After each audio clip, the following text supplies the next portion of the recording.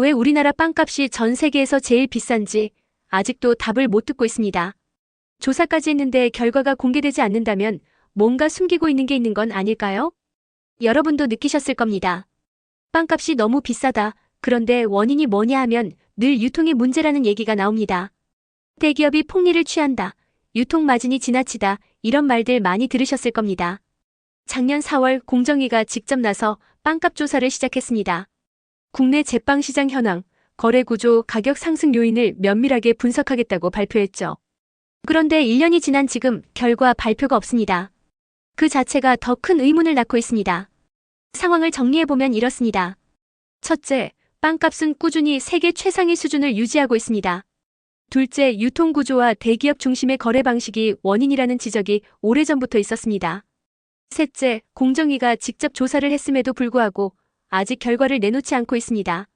넷째, 발표를 미룬 이유로 관계 부처와 협의 중이라는 답변만 반복하고 있습니다. 이 문제를 소비자 입장에서 어떻게 바라봐야 할까요? 첫째, 단순히 빵값이 비싸다는 불만에서 그치지 말고 왜 구조적인 문제인지 이해할 필요가 있습니다. 둘째, 정부 발표가 미뤄질 때는 언론과 시민의 목소리가 더 강하게 요구되어야 합니다. 그래야 투명한 결과가 나옵니다. 셋째, 우리 소비자 스스로도 대안을 찾아야 합니다.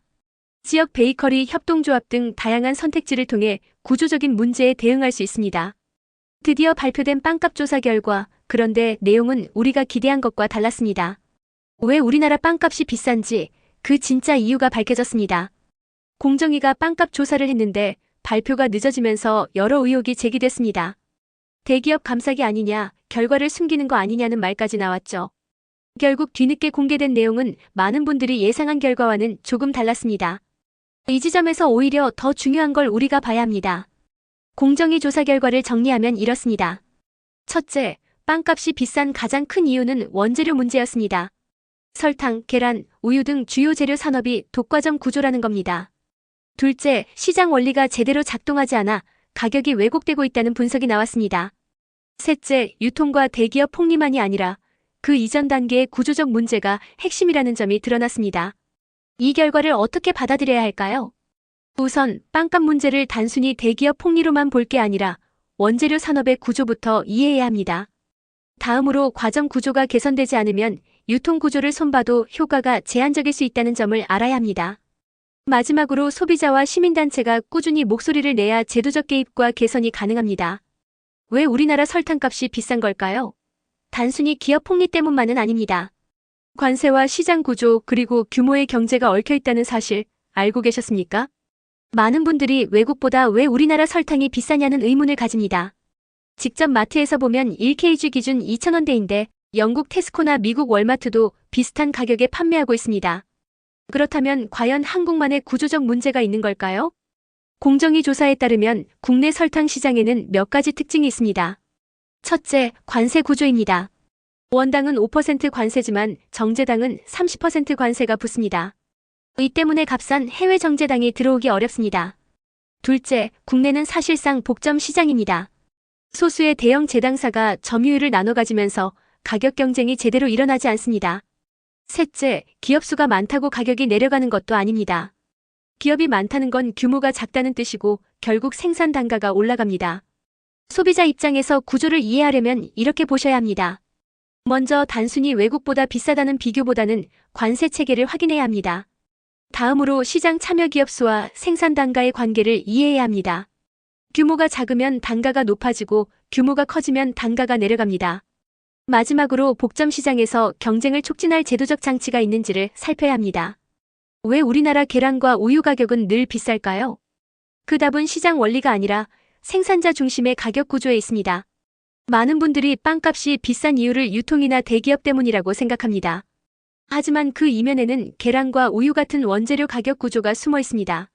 공정위가 조사를 했지만 발표를 늦춘 이유가 바로 여기에 있다는 분석도 나옵니다. 정치적, 사회적으로 민감하기 때문이죠. 조사 내용을 보면 계란과 우유 산업은 일반적인 시장 구조와 다릅니다.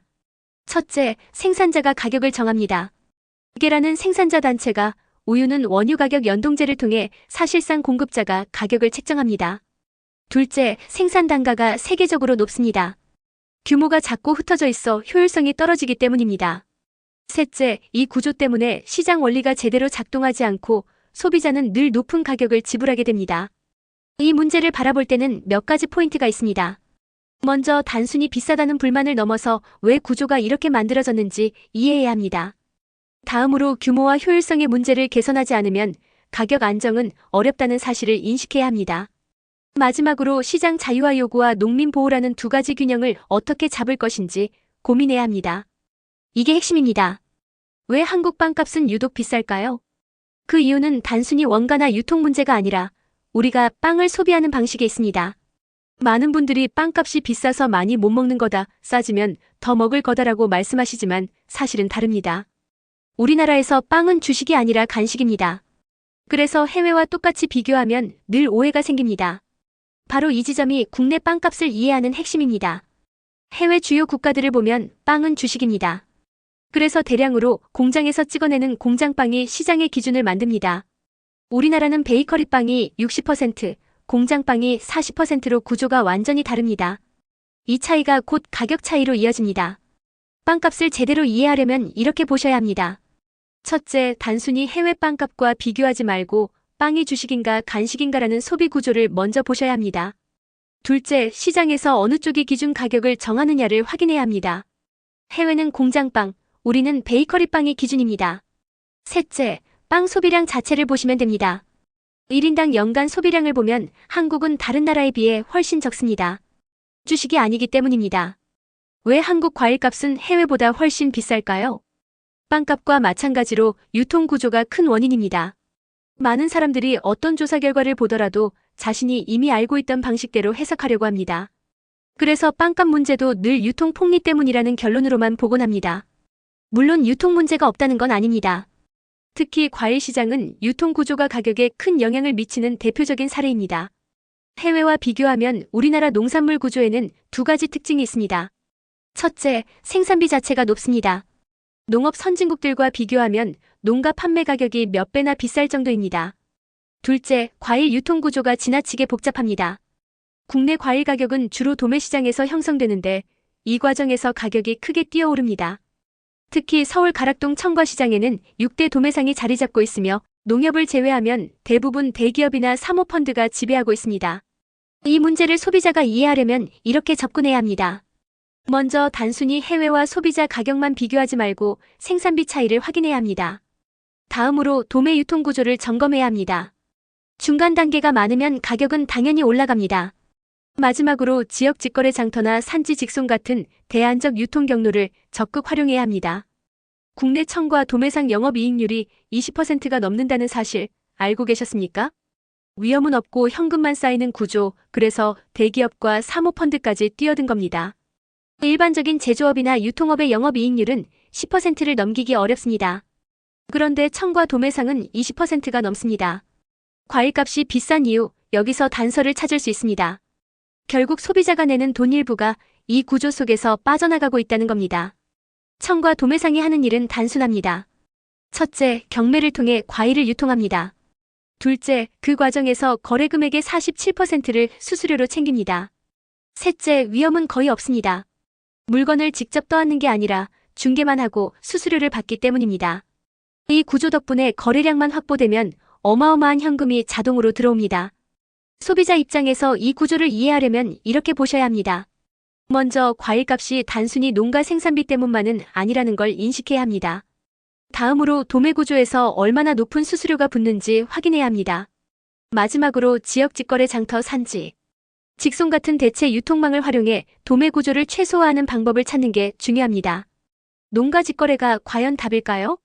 생각보다 싸지도 않고 결국 소비자는 같은 문제를 마주하게 됩니다. 많은 분들이 도매상을 거치지 않고 직거래를 하면 가격이 확 내려갈 거라 기대합니다. 하지만 막상 경험해보면 그렇지 않습니다. 배송, 품질 관리, 클레임 처리까지 고려하면 직거래가 소비자 입장에서 크게 유리하지 않은 경우가 많습니다. 그래서 결국 다시 기존 유통망에 의존할 수밖에 없는 현실이 있습니다. 정리해보면 이렇습니다. 첫째, 소수의 청과 도매상이 여전히 시장을 주도하고 있습니다. 둘째, 유통에서 비용을 떼가는 부분은 분명히 있지만 우리가 생각하는 것만큼 절대적이진 않습니다. 셋째, 본질적인 문제는 우리나라 농업 생산성이 낮아 생산비가 지나치게 높다는 데 있습니다. 넷째, 수입 의존도가 커질수록 국내 농업은 구조적으로 더 취약해집니다. 소비자 입장에서 이 문제를 바라볼 때는 몇 가지 체크포인트가 필요합니다. 먼저 단순히 유통이 문제다라고 보기보다 생산성과 비용 구조를 함께 고려해야 합니다. 다음으로 직거래가 반드시 해답이 아님을 이해하고 품질 서비스까지 비교해야 합니다. 마지막으로 제도적 대안이 필요합니다. 시장 개방을 추진할 것인지 아니면 보조금을 통해 농업을 보호할 것인지 사회적 합의가 필요합니다. 실제로 직거래를 시도한 소비자들 중 많은 분들이 생각보다 싸지 않았다는 후기를 남깁니다. 가격 메리트가 없다면 소비자는 품질이나 편리성을 기준으로 다시 기존 유통망을 선택할 수밖에 없습니다. 이 사례는 단순히 유통 탓으로만 보기 어려운 이유를 잘 보여줍니다. 문제를 근본적으로 해결하지 않으면 과일과 농산물 가격은 계속 비쌀 수밖에 없습니다. 시장 개방을 하면 소비자 가격은 낮아질 수 있지만 농민은 큰 타격을 입습니다. 반대로 농민을 보호하려면 보조금 부담이 늘어날 수밖에 없습니다. 소비자만의 문제로 볼 것인가, 사회 전체의 구조적 과제로 볼 것인가. 선택이 필요한 시점입니다. 오늘은 직거래와 유통, 그리고 농업 생산성 문제까지 살펴봤습니다. 결국 농업과 유통을 어떻게 개혁할지에 따라 우리의 생활 물가가 달라집니다.